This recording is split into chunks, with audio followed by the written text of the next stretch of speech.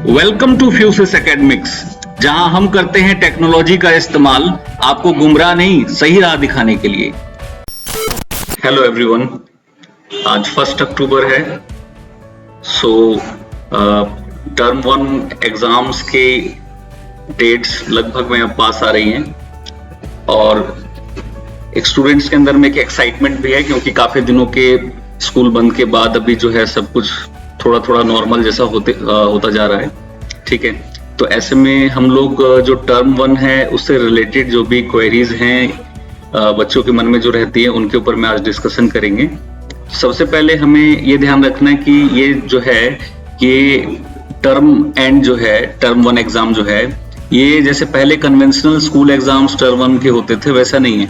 ठीक है, ये क्या है, ये बोर्ड एग्जाम है और इसको बेसिकली इंट्रोड्यूस जो किया गया है वो इस चीज को ध्यान में रख के किया गया है कि कभी कोरोना के केस जैसे बढ़ जाते हैं या घट जाते हैं तो उस केस में अगर मान लो हम पूरी तरह से सिर्फ एक ही एग्जाम पे डिपेंडेंट रहते हैं मार्च में, तो फिर अगर मान लो कि उस केस में वहां पे कोरोना बढ़ जाता है तो उस टाइम पर एसेस करना बहुत दिक्कत हो जाता है और बहुत सारे स्टूडेंट्स जो हैं वो इस बात को एक अनफेयर तरीका मानते हैं या फिर इस बात से उनका असली जो है या फिर कह सकते हैं उनका रियल मार्क्स उनके जो होते हैं उनका उसमें रिफ्लेक्ट नहीं हो पाता है।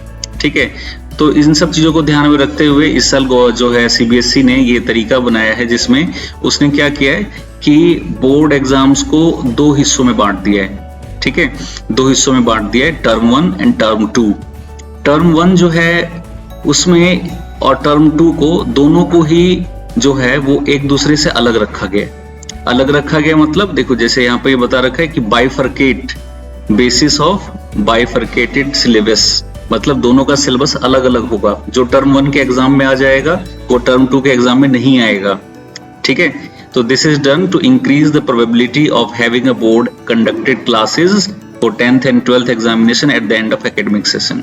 पहली बात तो यानी पहला चीज हमें ध्यान रखना है कि सिलेबस जो है बाइफरकेट करके लिया जाएगा, मतलब टर्म 1 का सिलेबस अलग होगा, टर्म 2 का सिलेबस अलग होगा। दूसरा, इसमें जो सिलेबस है वो पहले जो सिलेबस था 2000 बिफोर कोरोना या पिछले साल जो था उसमें कुछ चेंजेस हुए हैं सिलेबस के अंदर में, तो हमें ये जो लेटेस्ट जो सिलेबस है उसके अकॉर्डिंगली ही प्रिपेयर करना है। ठीक है, एक चीज। दूसरा, इसमें अब जो टर्म 1 जो एग्जाम्स हैं हम सिर्फ अभी टर्म 1 एग्जाम्स के बारे में डिस्कस करेंगे इस वीडियो में।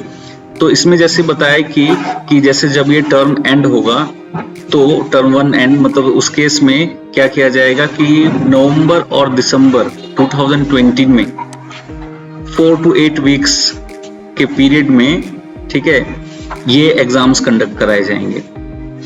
अब ये अगर सब कुछ कंडीशन नॉर्मल रहता है तो उस केस में ये एग्जाम्स आपके स्कूल में होंगे या फिर जो सेंटर्स स्कूल सीबीएसई अलॉट करेगा वहां पर होगा।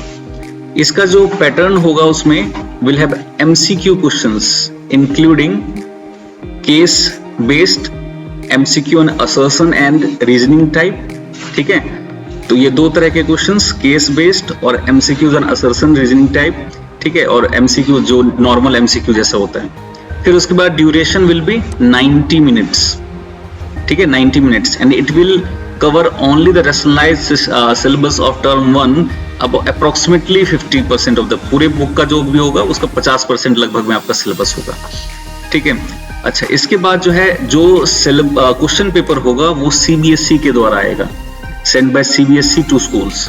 ठीक है, तो यानी ये सीबीएसई जो है वो टर्म 1 एग्जाम जो है वो एक्चुअली में कह सकते हैं कि बोर्ड 1 है वो। ठीक है, बोर्ड 1 जिसमें आपका 50% सिलेबस जो है वो कवर्ड होगा। इसके अंदर में questions MCQ, case based study MCQ और MCQ on assertion reasoning type, ये 3 तरह के क्वेश्चंस होंगे।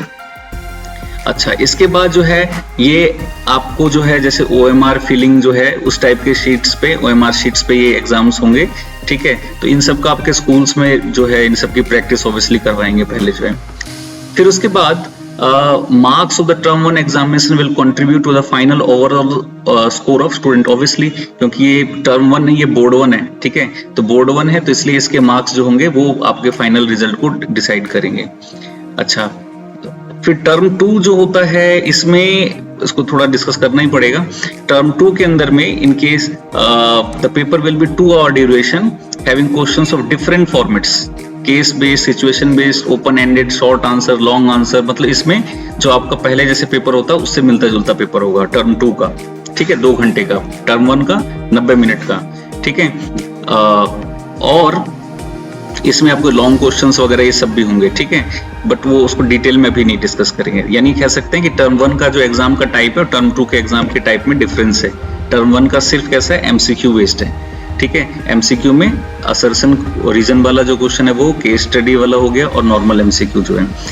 अच्छा, फिर इसके बाद अब इसमें फिर जो है इसके अंदर इफ एंड बट्स लगाए हुए हैं कि अगर मान लो कोरोना सपोज उस टाइम में जो होता है वो बढ़ जाता है, तो उस केस में ये इन case the situation is not conductive for normal descriptive examination, A 90 minute MCQ based exam will be conducted at the term 2।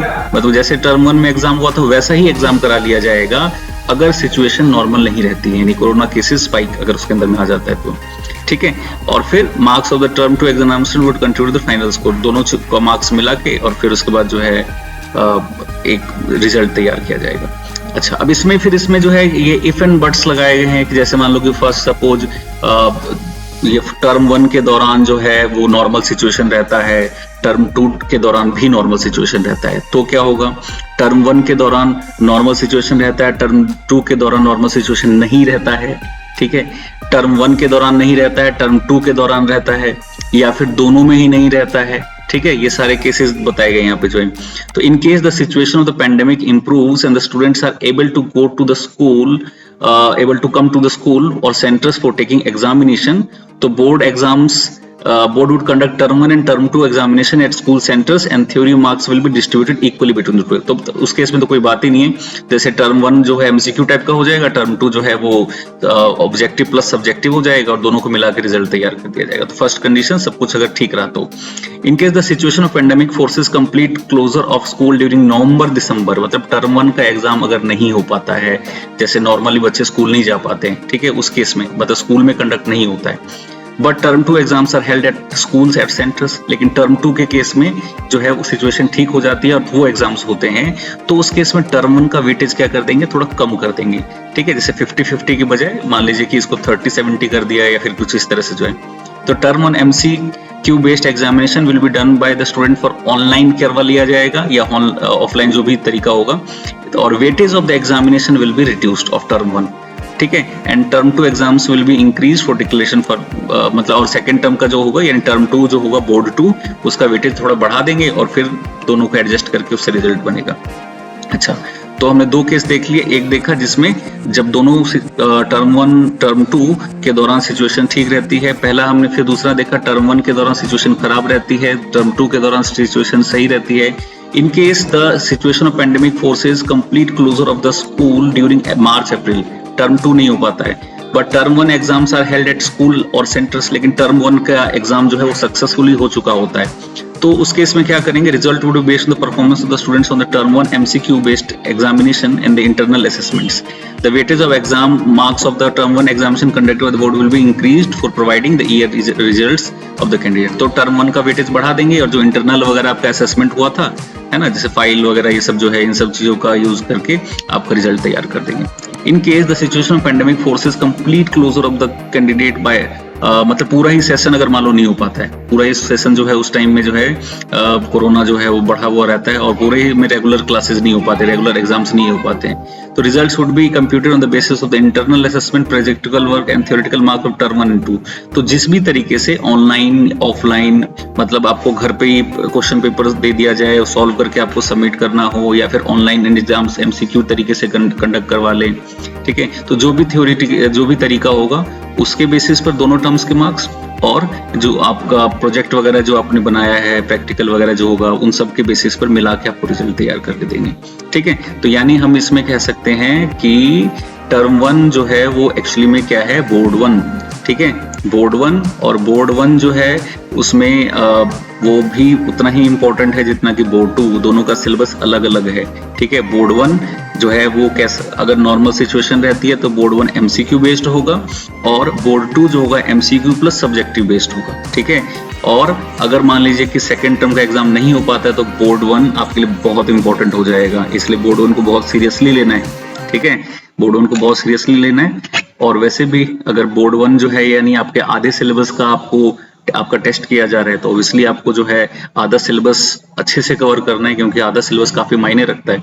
ठीक है, और सेम तरीके से बोर्ड 2 को आपको सीरियसली लेना है। ठीक है, तो अभी जो है फिलहाल हमें ये ध्यान रखना है कि बोर्ड, ये जो हमारा जो भी नवंबर या दिसंबर में पेपर होगा वो हमारा बोर्ड 1 है। ठीक है, और उसका काफी वेटेज है, और अगर सपोज बोर्ड 2 नहीं हो पाता है, वैसे भगवान न करे ऐसा हो, ठीक है, सब कुछ नॉर्मल हो जाए, दोनों एग्जाम्स अपने अपने तरीके से पूरे अच्छे तरीके से हों, लेकिन अगर सपोज ऐसा होता है तो बोर्ड 1 आपके लिए एक्सट्रीमली इंपॉर्टेंट हो जाएगा। इसलिए बहुत अच्छे से फोकस करके कीजिए और बोर्ड 1 में ज्यादा से ज्यादा स्कोर कीजिए। ठीक है, थैंक यू, बाय।